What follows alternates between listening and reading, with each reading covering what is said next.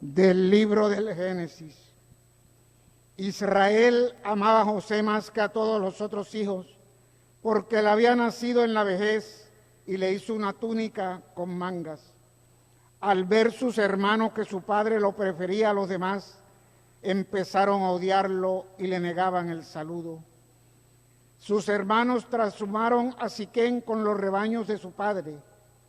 Israel dijo a José: tus hermanos deben de estar con los rebaños en Siquén. Ven que te voy a mandar donde están ellos. José fue tras sus hermanos y los encontró en Dotán. Ellos lo vieron desde lejos y antes de que se acercara maquinaron su muerte. Se decían unos a otros: ahí viene el soñador, vamos a matarlo y a echarlo en un aljibe. Luego diremos que una fiera lo ha devorado, veremos en qué paran sus sueños. Oyó esto Rubén e intentando salvarlo de sus manos, dijo: no le quitemos la vida. Y añadió: no derramen sangre, échenlo en este aljibe, aquí en la estepa, pero no pongan las manos en él. Lo decía para librarlo de sus manos y devolverlo a su padre. Cuando llegó José al lugar donde estaban sus hermanos, lo sujetaron, le quitaron la túnica con mangas que llevaba puesta, lo cogieron y lo echaron en un pozo. El pozo estaba vacío, sin agua. Luego se sentaron a comer y al levantar la vista, vieron una caravana de ismaelitas que transportaban en camellos goma, bálsamo y resina de Galaad a Egipto. Judá propuso a sus hermanos: ¿qué sacaremos con matar a nuestro hermano y con tapar su sangre? Vamos a venderlo a los ismaelitas y no pongamos nuestras manos en él, que al fin es hermano nuestro y carne nuestra. Los hermanos aceptaron. Al pasar unos mercaderes madianitas, tiraron de su hermano y sacando a José del pozo lo vendieron a unos ismaelitas por 20 monedas de plata. Esto se llevaron a José a Egipto. Palabra de Dios. Te alabamos, Señor.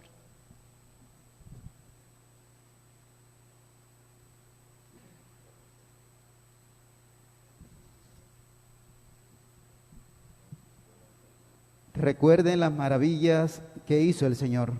Recuerden las maravillas que hizo el Señor. Llamó al hambre sobre aquella tierra, cortando el sustento del pan. Por delante había enviado a un hombre, a José, vendido como esclavo. Recuerden las maravillas que hizo el Señor.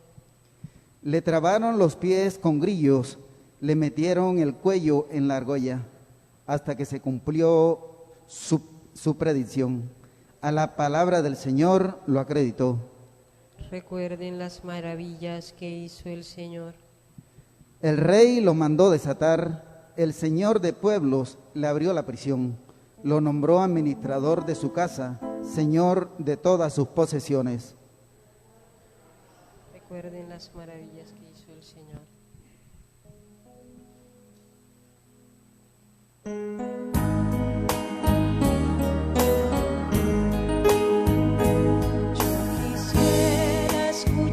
Como Samuel, tu palabra divina, Señor, tu palabra que guía en el silencio, y Jesús que ilumina.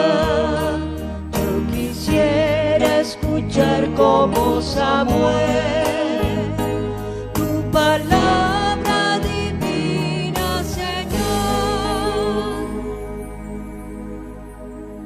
El Señor esté con ustedes. Y con tu espíritu. Lectura del Santo Evangelio según San Mateo. Gloria a ti, Señor.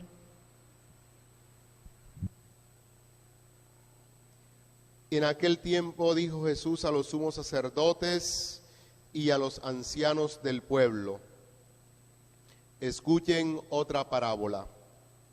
Había un propietario que plantó una viña, la rodeó con una cerca, cavó en ella un lagar, construyó una torre, la arrendó a unos labradores y se marchó lejos.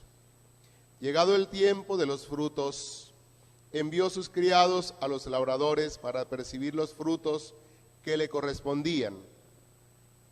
Pero los labradores, agarrando a los criados, apalearon a uno, maltrataron a otro y a otro lo apedrearon. Envió de nuevo otros criados, más que la primera vez, e hicieron con ellos lo mismo. Por último, les mandó a su hijo diciéndose: tendrán respeto de mi hijo.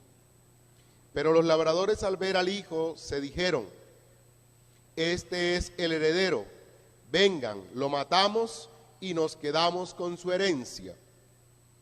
Y agarrándolo, lo sacaron de la viña y lo mataron. Cuando vuelva el dueño de la viña, ¿qué hará con aquellos labradores? Le contestan: hará morir de mala suerte a esos malvados y arrendará la viña a otros labradores que le entreguen los frutos a su tiempo. Y Jesús les dice: ¿no han leído nunca en la Escritura? La piedra que desecharon los arquitectos es ahora la piedra angular. ¿Es el Señor quien lo ha hecho? ¿Ha sido un milagro patente? Por eso les digo que se les quitará a ustedes el reino de Dios y se dará un pueblo que produzca sus frutos. Los sumos sacerdotes y los fariseos, al oír sus parábolas, comprendieron que hablaba de ellos, y aunque intentaban echarle mano, temieron a la gente que lo tenía por profeta. Palabra del Señor. Gloria a ti, Señor Jesús.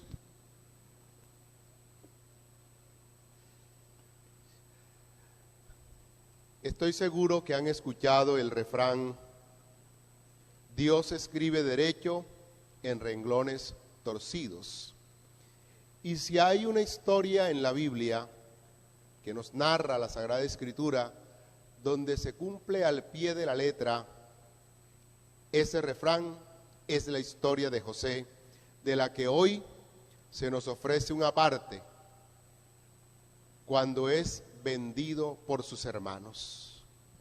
La historia de José es bella, dice la palabra de Dios, que fue el hijo de Jacob, de Israel, en su ancianidad, y que lo tuvo con su mujer que era estéril.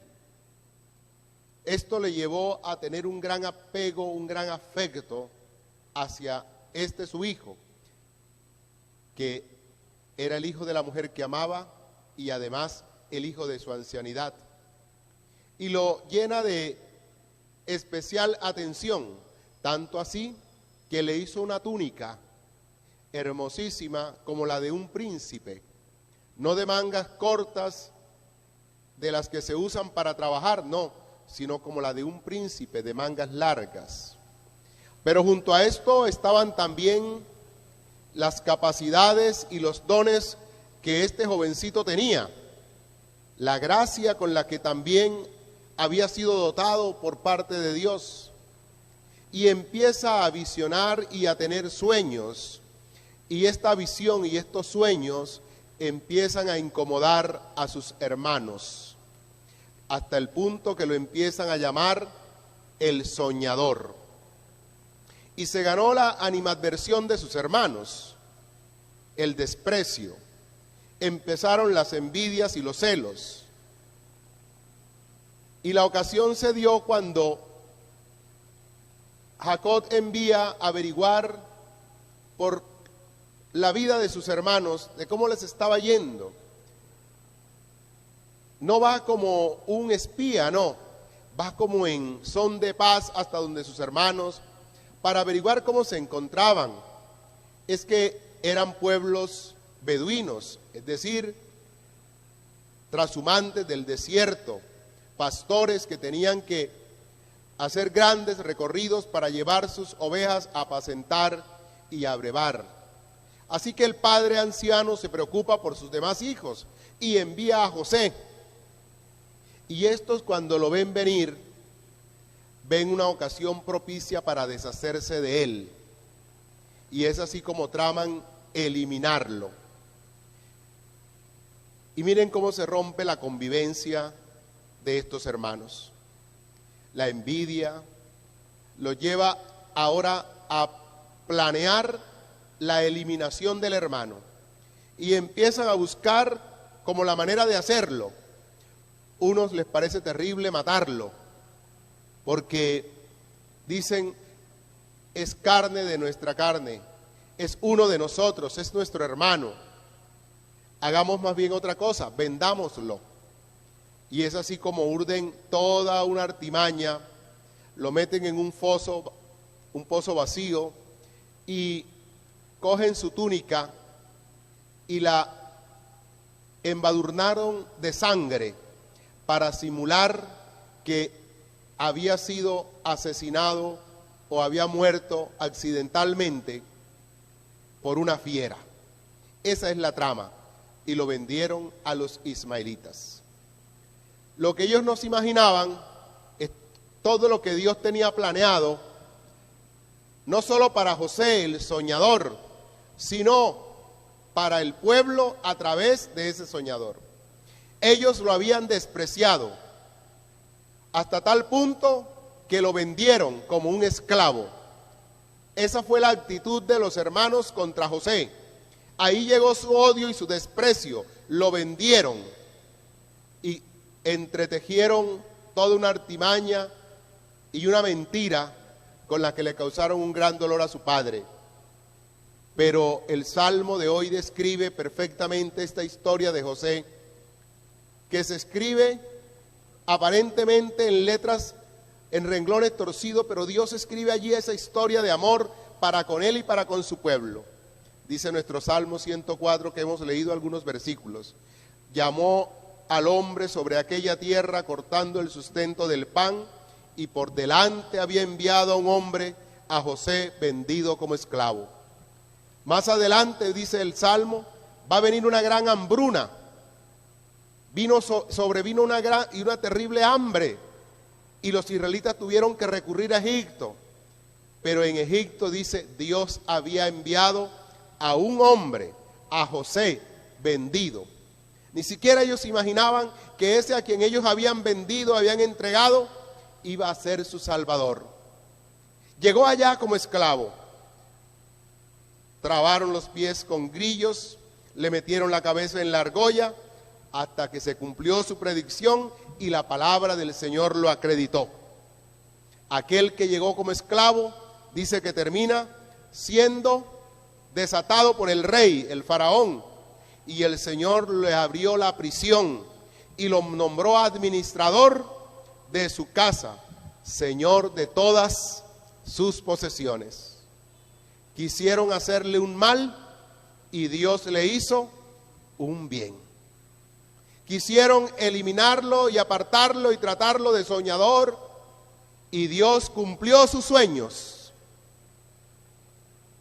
Ellos temían que él se fuera a erigir sobre ellos como príncipe y como rey, y resulta que va a ser más que un rey, va a ser el segundo del faraón, y va a proveerles a ellos, cuando venga el hambre, el pan para el sustento.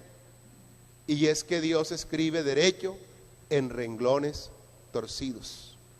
A veces puedes creer que lo que te están haciendo es para mal, mientras Dios está planeando hacerte bien. Tú puedes empezar a renegar o puedes empezar a disponerte para lo que Dios tiene para ti. Recuerda que como hizo con el soñador del que todo mundo se burlaba, lo que hizo con el que vendieron, también lo puede hacer contigo.